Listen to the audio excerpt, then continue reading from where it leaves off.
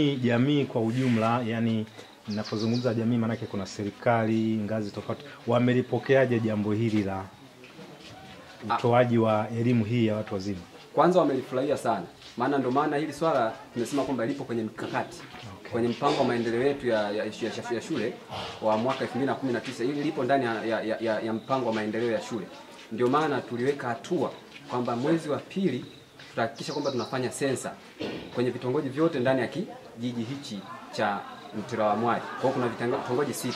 Kwa hiyo tulipofanya sensa ile tulipata kwa haraka wasiojua kusoma na kuandika ni 174, na wengine tuliana kuwafikia kwa sababu walikuwa kwenye shughuli zao za kiuchumi shambani. Kwa 174 wanaume walikuwa 83, lakini wanawake 91. Sasa hawa ni wazazi.